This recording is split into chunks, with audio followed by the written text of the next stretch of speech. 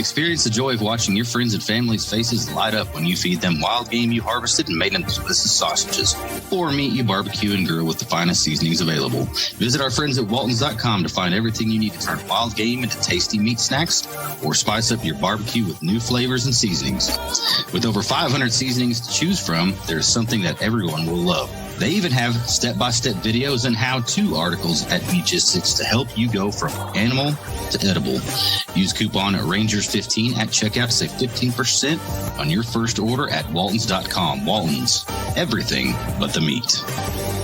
Hi, I'm Texas Rangers field reporter Emily Jones, and you're listening to the Rangers Report podcast. I've known more macho guys do more effeminate things in my life, for sure. The Ranger Report. Yeah, the Ranger Report. If you want the inside scoop, listen to the Ranger Report. Oh, here we go.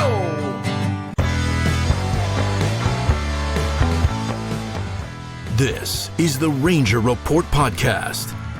News, insights, predictions, interviews, and information about the Texas Rangers from the major leagues to the minor leagues. And now, here are your hosts, Ben Dieter and CJ Berryman.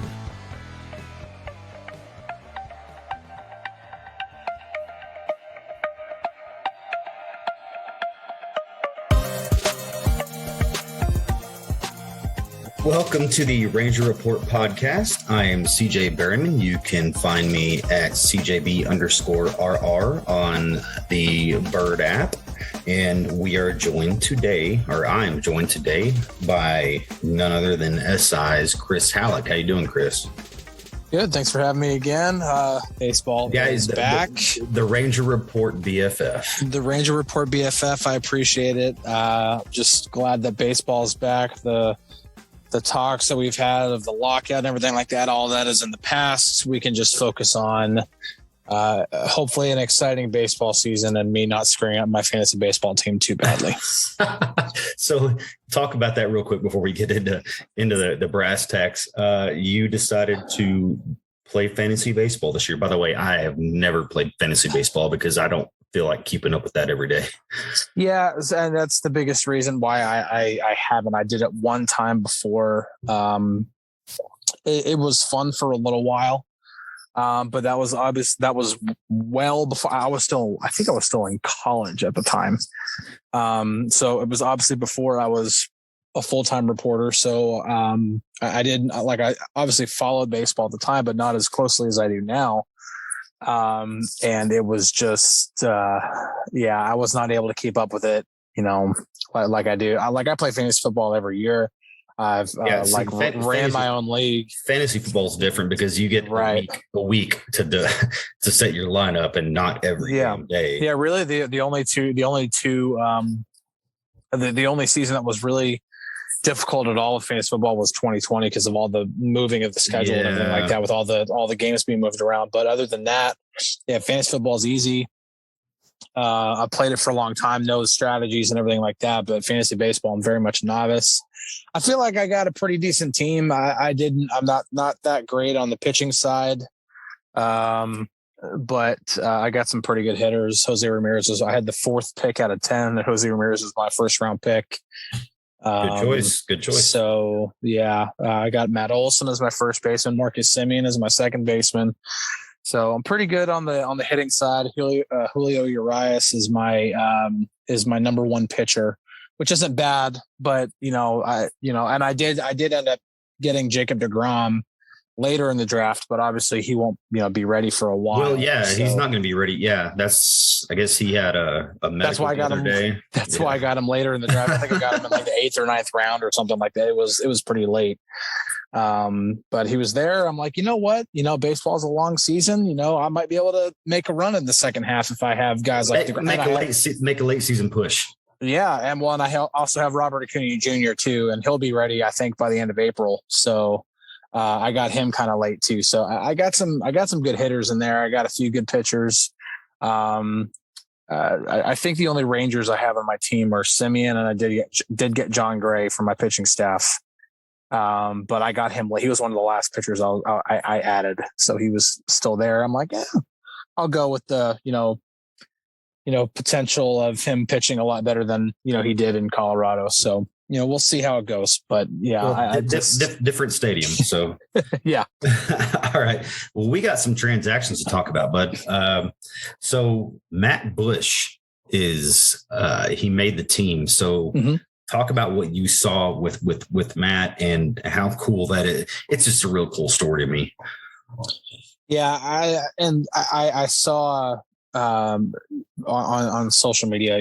We obviously articles get shared on social media pages and everything like that. And I saw one person respond, kind of a snarky way, saying, "I feel like this article has been written like three times that Matt Bush has come back from an injury and came back from an injury and made the roster." And I'm like, well, they weren't wrong, but right. But, it's, the human element of that is look at what everything Matt Bush has been through to fight back through the Tommy John surgery, to come back, and then to have the flexor tendon issue last year, go through the rehab, come back again. And yeah, he earned a roster spot, and the Rangers are not doing any favors by putting Matt Bush on the roster. If they're putting anybody on the roster right now, it's because they believe that they can help contribute to the win column. Right. And Matt Bush he's pumping the fastball at 96, 97. He's the biggest thing that I think that they're really trying to get him to do in order to really hit that level, maybe even a higher level than he was when he was a key part of the bullpen in 2016, 2017. You're going to go off speed, huh? No, I was just saying, like, if he can learn how to elevate the fastball better. Gotcha. Because he's got a good pitch mix, but he's got a pretty good curveball. Yeah, he's got a good curveball, but Chris Woodward explained it like Matt Bush's fastball is so good low in the zone because of it's his release and the way he gets on top of the ball whenever he releases it, that it gets that ride to the plate, it gets that spin to the plate, and it's just able to just stay on that same plane whenever it goes into the lower part of the zone. And it's a work. It takes extra effort for him to get on top of the ball the same way when he's trying to throw it at the belt or above the belt instead of throwing it at the knees. And so if he can do that, because his fastball will play up in the zone, it's a good enough fastball to do that. Not only velocity, but spin rate and everything like that too. So that's what the Rangers are hoping for. Matt Bush has been, they like what they've seen from him on that. So he's got the experience. He's pitched in the postseason.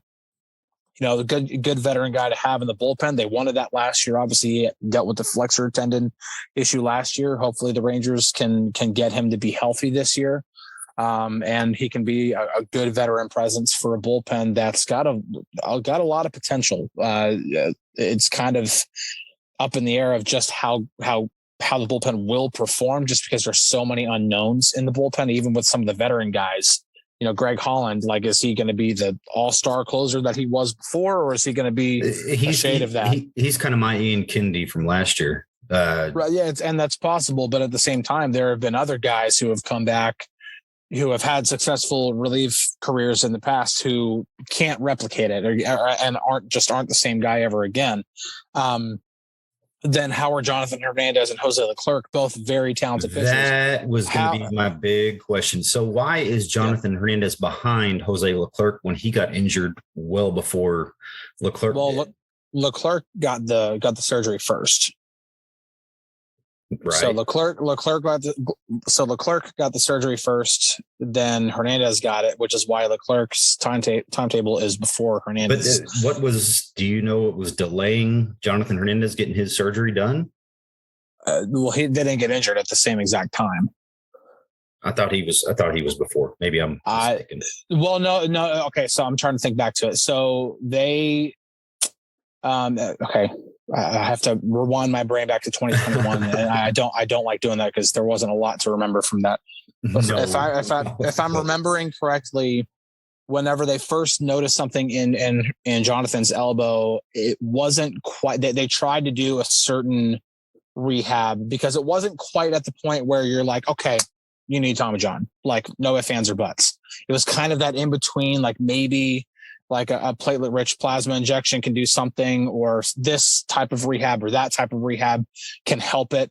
We'll see how it goes for 4 weeks. If the tendon is, or if the ligament is showing the healing we're looking for, then you can avoid Tommy John. Because if you can't avoid Tommy John, you want to avoid it, right? Because that's automatic 12 to 14, like pretty much automatic 14 months you're out. Yeah. And so if they're like, okay, if we can sacrifice because what's the difference, honestly, when it comes to a 4-week period, if you're about to be out for 14 months? No, you might as well wait the 4 weeks, try and see if that works. If it doesn't, okay, then just get the surgery. And that's what happened. They tried something for a little while to see if where it didn't delay it so long. And so that's why Jonathan's just a little bit behind. I mean, and in all honesty, Jonathan will now be eligible to come back before Jose because Jonathan was put on 60-day before Jose was. Okay. So, it's just kind of interesting how that will all work out. But from what I remember, that's what happened. And Brock Burke was a surprise making the team. So what have you seen from Brock? He was, I think of all the guys who did make the bullpen, I think he was the biggest surprise there. They really liked what he saw, or they really liked what he was doing. They liked what they saw. I was combining two different things there. They liked what they saw from him on the mound, especially when it comes to the fastball. He had a good fastball beforehand, but it was like, I think like 94. No, not even that. I think it was like 92 or 93. It wasn't that big of a fastball, but he has a really, really good extension to the plate. Like it's one of the longest extensions in baseball, I think, if I'm remembering. Getting closer to the plate. Right. With his release. So that's there. So it doesn't matter if it's coming at 92 miles an hour. If it's being released a foot and a half closer to the plate than most pitchers, or I'm pulling that number out of thin air. You almost said your ass. Yeah. Well, I try to clean it up. You're on the Ranger Report now, bud. You can cuss all you want. But no, so if they if the ball ends up being released a lot closer to the plate than the average major league pitcher, 92 miles an hour all of a sudden becomes 95 miles an hour because that's still less time for the hitter to react. Now, from what they were seeing from Brock in spring training was he's throwing the ball 95, 96. So he's throwing it 3 to 4 miles an hour, 3 to 4 miles an hour faster than he was before. And they said that from what we're seeing, that's going to play not only in Arizona, but in big league ballparks. So they've always liked Brock. I mean, from the time he's just not been able to be healthy. And so they really liked what they saw from him. They're going to put him in a multi-inning relief role. He'll get an opportunity to, pitch an inning, inning to 2 innings, and, we'll see what happens there. It's definitely an intriguing, if the big jump in velocity, if that's a big thing, you see that happen with certain pitchers. Charlie Morton goes from Pittsburgh to Houston, and then all of a sudden with Houston, he starts, in Pittsburgh, he was a ground ball pitcher, throwing the sinker and the curveball down in the zone, and then power pitcher. Yeah, and then all of a sudden he goes to Houston and starts throwing the fastball 98 miles an hour up in the zone, and nobody can hit him. I mean, it happens with some guys, and who knows if that's going to be the story with Brock Burke or not, but definitely an intriguing story out of camp for sure. And then one of the big surprises was Spencer Patton not making the team. So talk about that and kind of what their thinking was with that. And maybe Matt Bush kind of took a spot. Well, I think, when you look at just about anybody on the roster or anybody who made the bullpen, whether that's Matt Bush or Greg Holland or Brock Burke or any of those guys that were kind of in the mix that weren't guaranteed a spot or close to being guaranteed a spot. Spencer Patton, he pitched well last year, but listen, the message is different this year. Like being good enough, I don't think is going to be good enough anymore. I think they've really got to see, okay, who's going to really help contribute. And I don't think that's because they didn't think Spencer could help contribute. I just think that means that they thought the 10 that they're sending to Toronto is the best group of 10. Now I think that, and Chris Woodward said that we're going to need Spencer at some point, and it's good to have that kind of depth. Whenever an arm goes down, he's going on the DL or the IL, and here we go. Now we can bring up a Spencer Patton, who is probably good enough to be on the opening day roster. But again, if they have too many pitchers, one of the 10 guys that's going to Toronto is going to have to be removed because Garrett Richards comes back when he comes back, which could be as early as the Angels series, which is next week. One of those guys is going to have to go. So even then, one of the 10 guys that you're going to see in Toronto and in the 2-game series at home against Colorado, one of those guys isn't going to be there because Garrett Richards is going to come back. And then, another guy goes down, then you have Spencer Patton. Then what happens when Jonathan Hernandez and Jose Leclerc are ready? What happens on May 2nd, whenever you have to reduce the roster from 28 down to 26? It's good to have that kind of depth. So instead of it being like a situation like, oh man, what are they thinking sending Spencer Patton down? I think, again, this might be the optimist in me. I think a Rangers fan should be like, wow, that's the kind of depth that we have right now. Yeah. Spencer Patton had a sub-4 ERA out of the bullpen last year, and he wasn't even good enough to make the opening day roster. Nick Snyder's throwing gas in AAA Round Rock, and he's not even one of the guys on the opening day roster. You have that kind of depth. And so that's a good thing for the Rangers to have. And I think that's why, while there's a lot of unknowns and there's a lot to be sorted out and what's going to be obviously a 6-month marathon of a season, there's a lot to figure out, but there's a lot of potential in the bullpen. Yeah. And let's talk about the lineup, because it's going to look a whole lot different this year. And we kind of talked about it last year of having a Nathaniel Lowe. Sorry, I got to make sure I say that, Nathaniel Lowe, and Adolis Garcia actually having some protection in the lineup. Now they have it. So maybe that makes them better. That's kind of what I'm looking at it as. Well, there's a lot of variables that can go into any of these guys potentially taking the next step in their careers. Having a deeper lineup, yes, that's a very, very big, variable there. That might be the most impactful, because you're not relied on to be. It's not only a lot of mental pressure. Okay, I have to get a hit here, or I have to get on base here. There's not, because the team needs me to produce. Like, the team needs you to produce. Doesn't matter what role you're in, but yes, the pressure goes down whenever you have Marcus Semien and Corey Seager and Mitch Garver and Cole Calhoun and Brad Miller and some experienced guys in that lineup who have some skins on the wall. You're not trotting out Brock Holton, Charlie Culberson. Nothing against those guys; those are very, very good role players. But that's exactly what they are. They're role players. Right. Yeah. You're talking about having guys who have a lot of experience. Who, Brad Miller has had a 30 homer season. He hit 20 homers for the Phillies last year. Mm-hmm. He's accomplished some things. You look at Corey Seager and Marcus Semien. It's spoken for there. Cole Calhoun. I was going to bring up Brad Miller, and it looks like he's going to be your leadoff hitter, and you get the slots against righties. Against righties. Yep.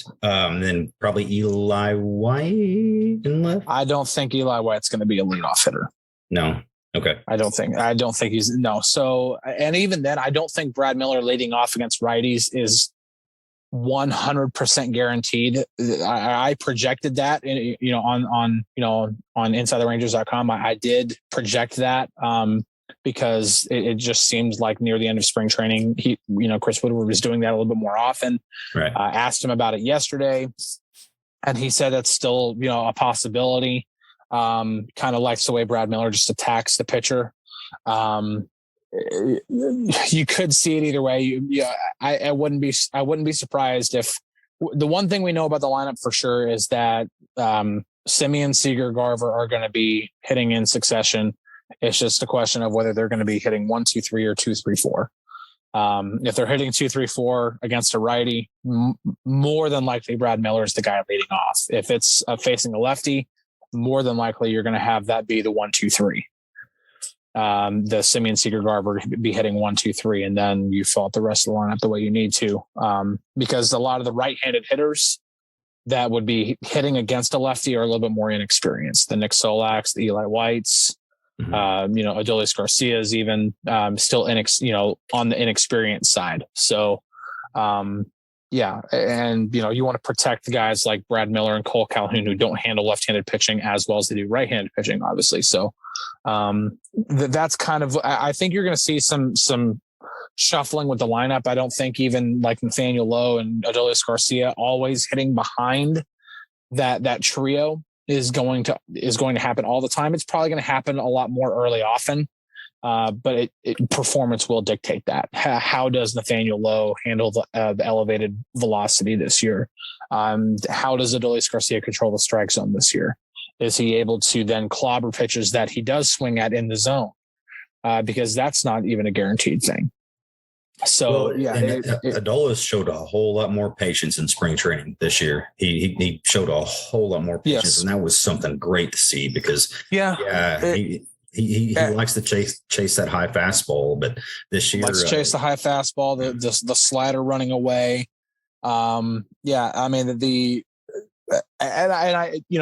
This is where I'm like, spring training matters, but it doesn't matter. You know what I'm like? It's right. So Adolis Garcia showing patience in spring training is a very, very good thing to see.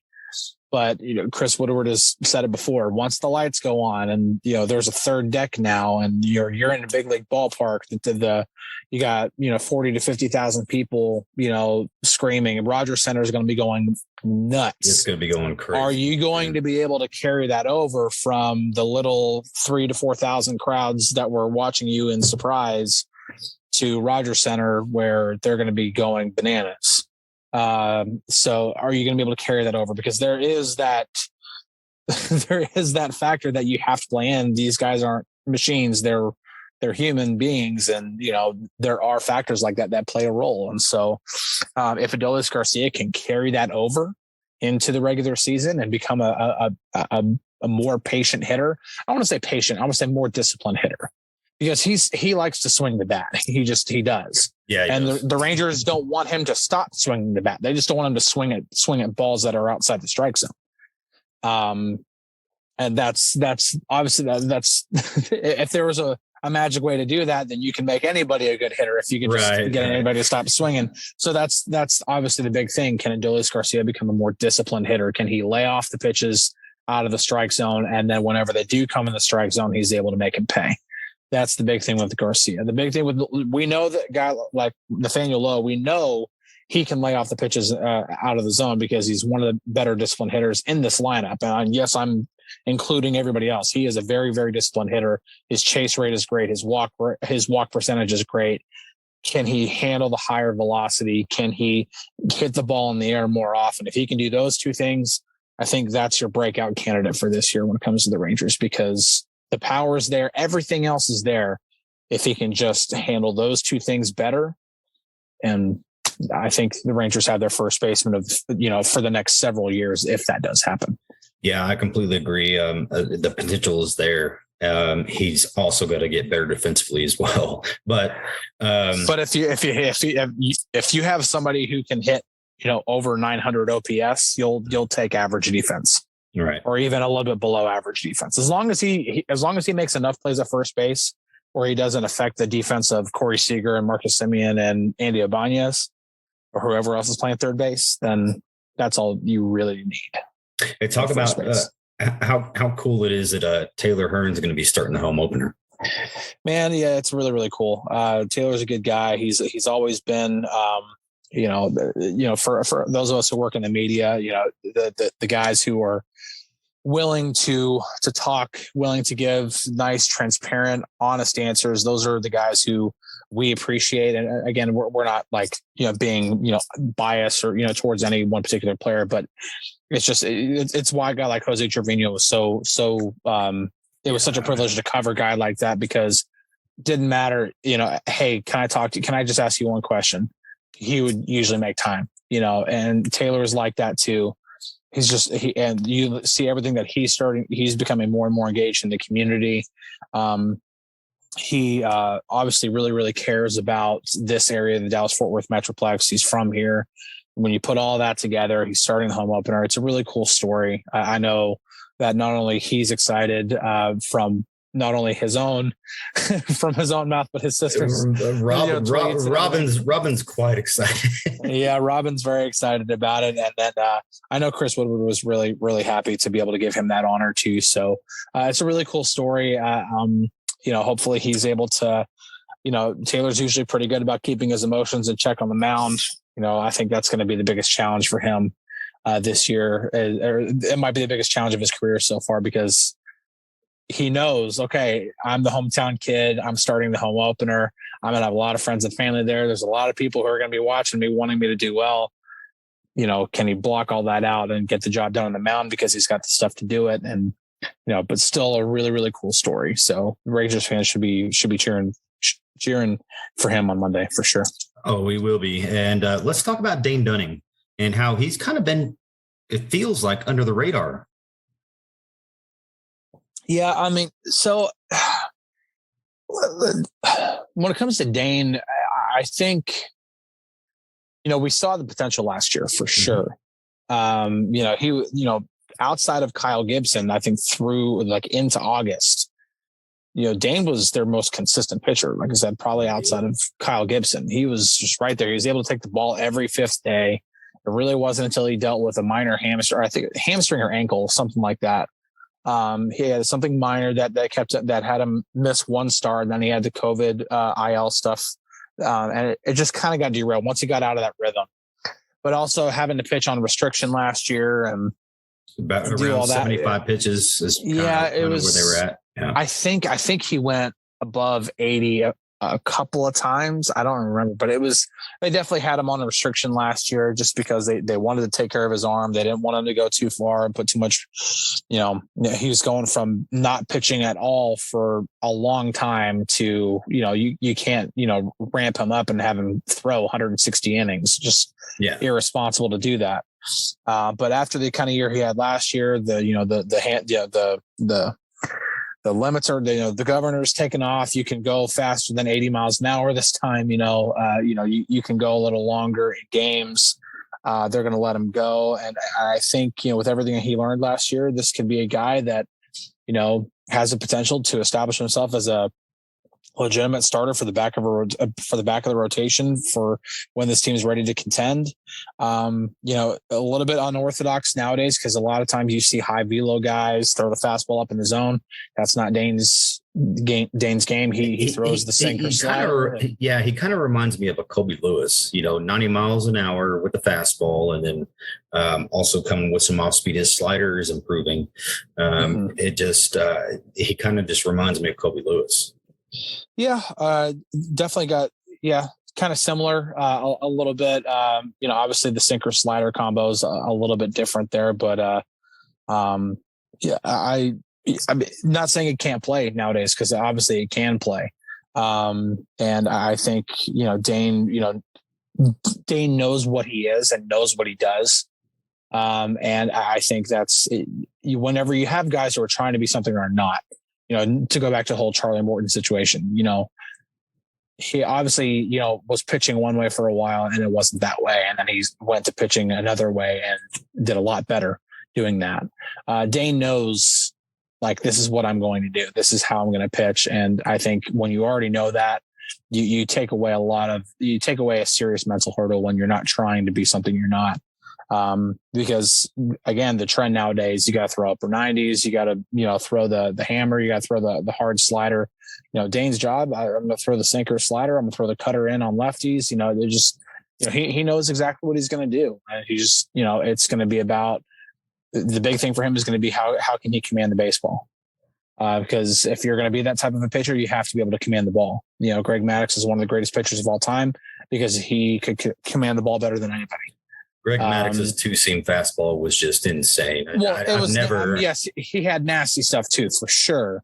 But Greg Maddux could put the ball wherever he wanted. Yep. And that's why he's one of the greatest pitchers of all time. If Dane Dunning, I'm not saying Dane Dunning has to have Greg Maddux command, but that's high acclaim right there. No, but the big thing for a pitcher like that, if you're going to be a sinker slider pitcher, command is huge for that. You have to have command if you're going to do that. And I think Dane has the capability of doing that. And we'll get our answer maybe not final answer this year, but that answer will become a lot more clear this year for sure. Well, thank you for joining the Ranger Report podcast. You are the Ranger Report BFF, so we appreciate it and giving your honest knowledge. And go follow Chris on Twitter, and he needs to be verified like now. Thanks, man. Appreciate it. All right, take care, buddy. All right, bye. All right, bye. Thanks for listening to the Ranger Report podcast. Find us on Twitter, Facebook, and at therangerreport.com.